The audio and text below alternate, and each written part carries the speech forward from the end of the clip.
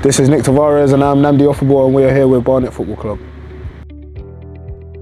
Did you know there were more than 5,000 reported incidents of online abuse towards players during the 2024-2025 season, almost double the season before? I think we was just obviously literally just touching base on that. Which I think stadium wise and the people you encounter while you're playing the game, I think it's gone down in that sense. But in terms of what can be said online, considering people that have to give their identity is what really is the problem. Yeah, I think that's the negative side of social media. Obviously, as it's growing, you're getting people who you don't actually know who owns these accounts, and they're saying whatever they want, and it's hard to kind of police that situation. So, like you said, I think in stadiums it's been better, but online it's tough to control that environment. It just can be quite toxic at times. Yeah, no, I think obviously I want to say people are becoming more passionate about football, but in their passion is bringing out a side of people that doesn't belong in the game. Crosses the line, innit? Yeah, the team loses, okay, it's all right to banter people about what's happening, but with everyone talks about the whole England situation, and then you can go on about players like Zaha or whatever type of player you want to talk about. They're just way too much, and obviously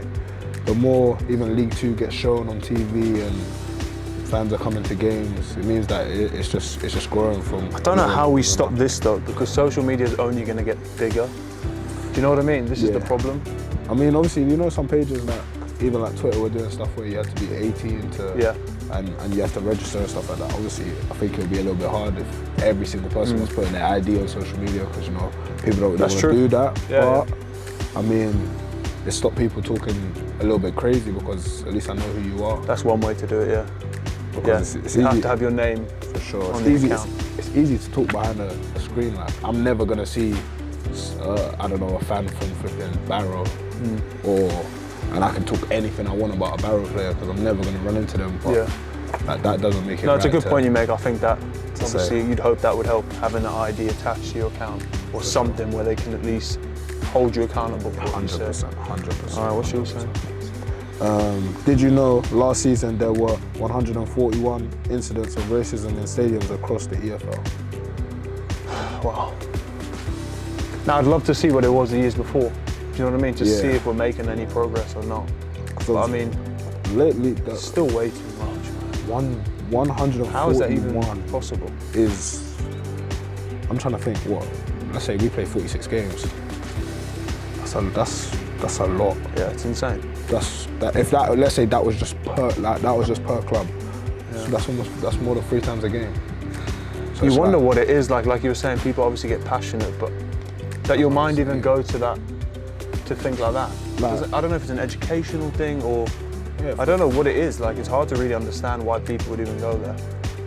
I think it's real low to go there, because it's it's below the belt before you've said it. So it's like we're saying, there's banter in everything. You can banter a team about trophies or league positions. Yeah, bro, you give it to the away fans all the time. But there's a line. 100%. You're good at that. There's a line. Obviously, you don't cross that. So. And I think, obviously, like you're saying, I like to trouble away fans, but they give it back. I think it's, at the end of the day, that's all part of the game. I mean, that's everyone what makes enjoys that, man. Yeah, that's different. The ugly, beautiful side of what football is. But I think this is just this is a step too far. Yeah. For sure. And I say it all the time, if it personally happens to me, I don't know how I would react. I'd hope that it would be in a manner where it would just be you know what, I'm just going to brush it, or I'd tell the ref or whatnot. But yeah, I mean, they want you to talk up about that now, right? Yeah. And we take a team stance and we decide what we want to do. But I think personally, if we was on the street, you wouldn't say it to me. If you was on your own, you wouldn't say it to me. So it's for you to say it in a stadium where you're away from everyone, or you're in a big crowd, it's just a bit cowardly as well.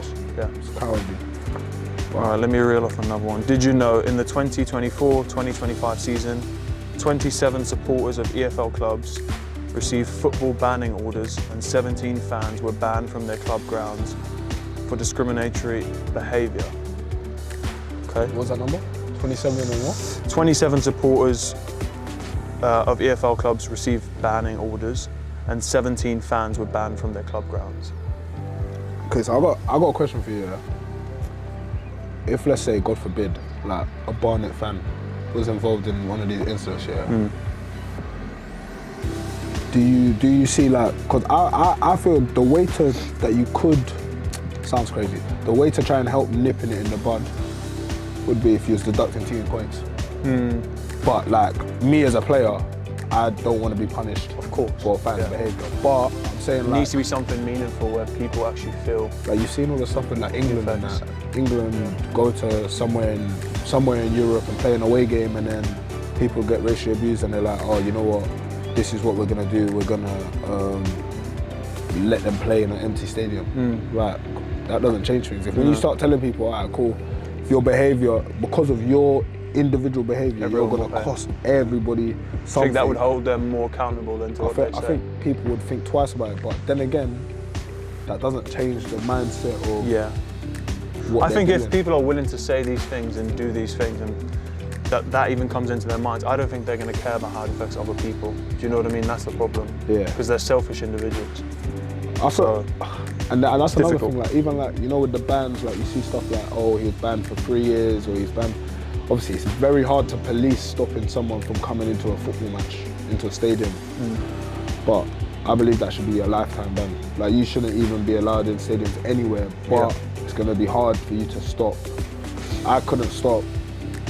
You might stop someone coming to a home game for Barnet, but you might not be able to stop them to go to an away game. So, sure. But obviously there's different ways. I guess this is progress from where we were though, because nothing was being done before.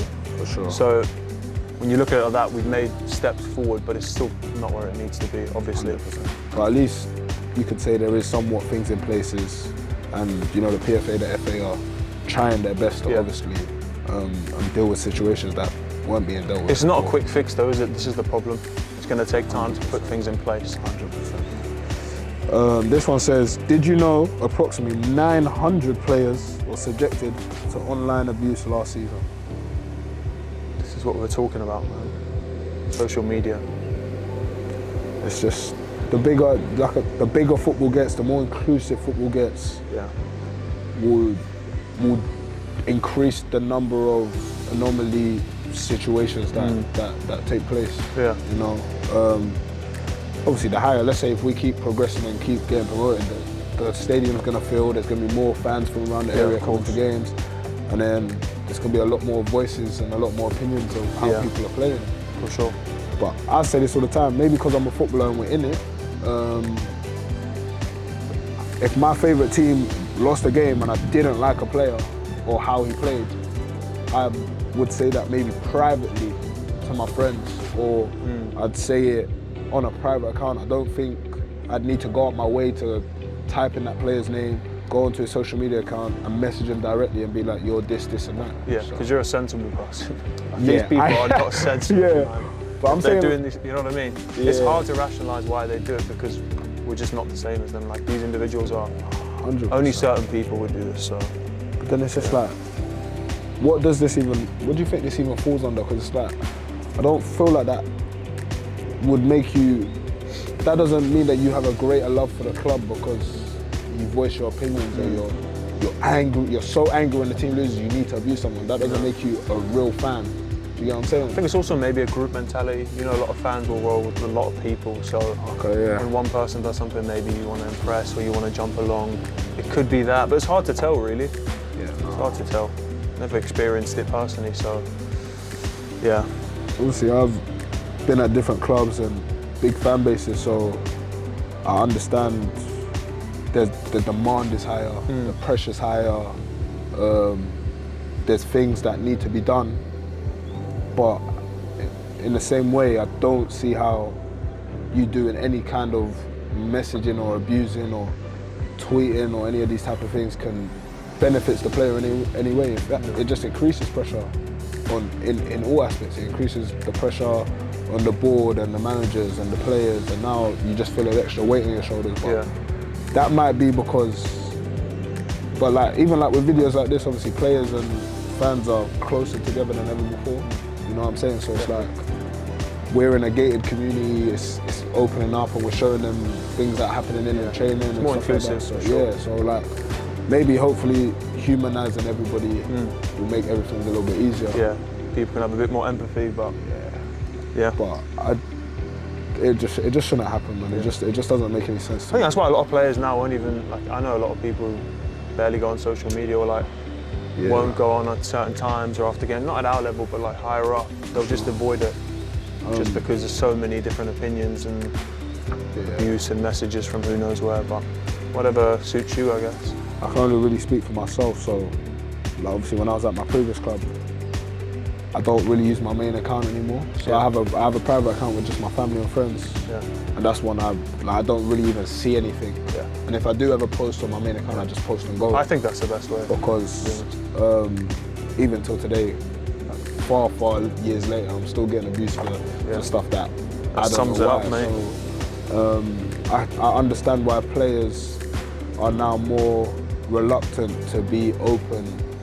As the game's moving more inclusive, players are moving away from it because they don't want to open themselves up. Like, you can't be yourself as a player, you can't go out, you can't show that you're having fun if the result wasn't right. And that to me I must is say, I crazy. don't think it's the majority of fans. I think it is a small group, it's a minority.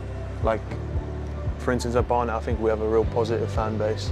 100%. But there are definitely cliques at certain clubs, wherever it may be, that just choose to be quite negative. But and obviously, depends on the group. As we know, negativity is it gets a lot of interactions. So whether it's more popular, isn't it? Yeah, and it's like, if let's say the team has had a bad result, me speaking negatively, openly, people are probably gonna join with me, and then that's what leads to, like, what you're saying with the whole, now we've become a clique, and then we share the same views, and now we go together, and now we can speak negatively about everything together. But on the be all and the end all is, like, this doesn't need to happen. You don't need to, of course, abuse people online, because 900 players is a lot of players. That's basically, if we're even just doing numbers wise, that's more than every player in this league alone. Yeah, it's insane. The numbers are insane. So, my next one, did you know racist abuse can lead up to 5 years imprisonment under UK law? 5 years. Whew. That's a long time. Racist abuse. So do you think that will stop people? Or do you hope so? Yeah. But has this been that needs enforced? to be like? Have you heard of? I haven't been following. I don't know if the only one I can cases where they've actually enforced it. Of is the Zaha one about he was racially abused on Instagram. I can't remember what the repercussions were. Yeah, the repercussions were. But I know that the person who did message him got in trouble. But I think it was a young kid. But I feel like things like that need to be somewhat broadcasted. So people need to know, like, okay, people are going to be racially abused. That's going to happen. Obviously, we hate that it happens, but it's going to happen. But I think people need to know the repercussions before they do so. Yeah, you set the precedent so people know. Yeah. Listen, there are going to be people that are racist. There are going to be people that are sexist. There are going to be people that feel a certain way about different types of people. But I think that they might even just keep it to themselves. Yeah. And I'd much rather you keep it to yourself than say it to one of my teammates or say it to someone on the opposition. For sure. Or whatnot. But yeah, I think that was a great talk. Thank you, Tav. Yeah. And did you know that football is for everyone?